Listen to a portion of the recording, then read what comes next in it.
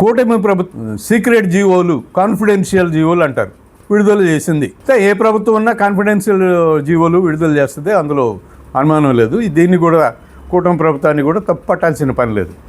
కాకపోతే ఈ కాన్ఫిడెన్షియల్ జీవోలు రాష్ట్ర ఆర్థిక పరిస్థితి మెరుగుపరిచేందుకు, రాష్ట్రంలోకి కొన్ని పరిశ్రమలు వచ్చేందుకు, లేకపోతే పెట్టుబడుల ప్రోత్సాహకానికి, లేదంటే ఏదైనా సరే ఒక అధికారిక నిర్ణయం తీసుకున్నప్పుడు ఇది ఇప్పటికిప్పుడు ప్రజలకు తెలియాల్సిన అవసరం లేదులే అని భావించి అట్లాంటి కాన్ఫిడెన్షియల్ జీవోలు కొన్ని తెస్తారు.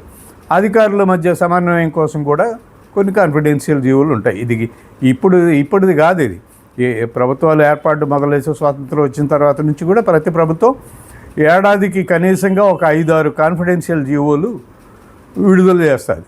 ప్రతి జీవో యాక్సెసిబుల్ ఉంటుంది ప్రజలకు, కానీ ఈ కాన్ఫిడెన్షియల్ జీవోలు ఎక్కడ కనిపించవు బయట.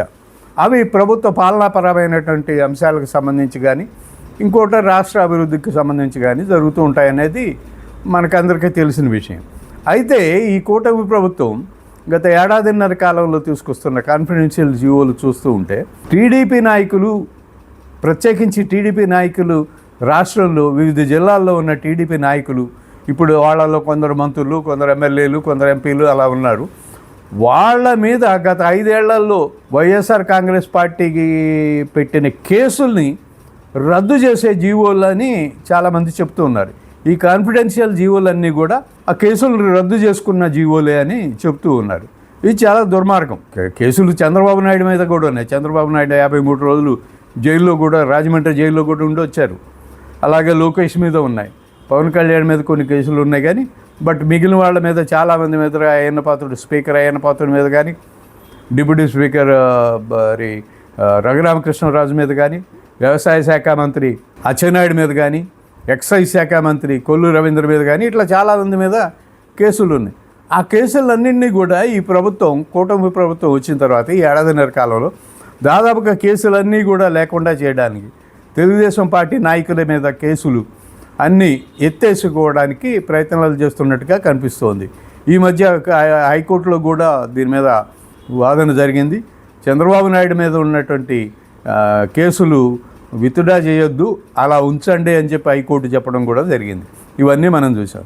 సో ఈ కాన్ఫిడెన్షియల్ జీవోల్ని ఈ కూటమి ప్రభుత్వం ఏం చేస్తుంది అంటే, టీడీపీ నాయకుల మీద ఉన్న కేసులన్నీ కూడా రద్దు చేసి వాళ్ళు క్లీన్ చిట్ తీసుకొని వాళ్ళు శబాసాన్ని భుజాలు తట్టుకునేందుకు వాడుకుంటున్నట్టుగా కొంతమంది అధికారులు వాళ్ళు చెప్తూ ఉన్నారు.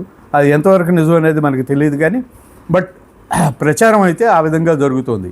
కేసులు మాఫీ కోసమే ఈ కాన్ఫిడెన్షియల్ జీవోలు ఇస్తున్నారు, రాష్ట్రంలో అభివృద్ధి కోసం కాదు, లేకపోతే రాష్ట్ర ఆర్థిక పరిస్థితి మెరుగుపరిచేందుకు కాదు, లేదా రాష్ట్రంలో పరిశ్రమలు తీసుకొచ్చేందుకు కాదు, లేకపోతే రాష్ట్రంలో ఎక్కడో చోట ఒక పరిశ్రమ పెట్టేందుకో, లేకపోతే ఒక ఆఫీస్ కట్టేందుకో అట్లాంటి వాటికి కాదు, లేకపోతే ఆఫీసర్ల మీద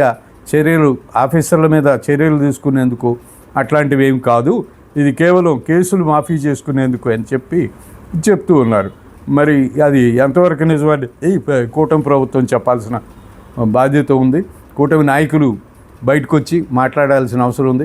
అసలు ఈ కాన్ఫిడెన్షియల్ జీవోలు దేనికోసం తీసుకొస్తున్నారు, దేని గురించి చేస్తున్నారు అనేది కూడా ప్రజలకు చెప్తే మంచిది, బాగుంటుంది.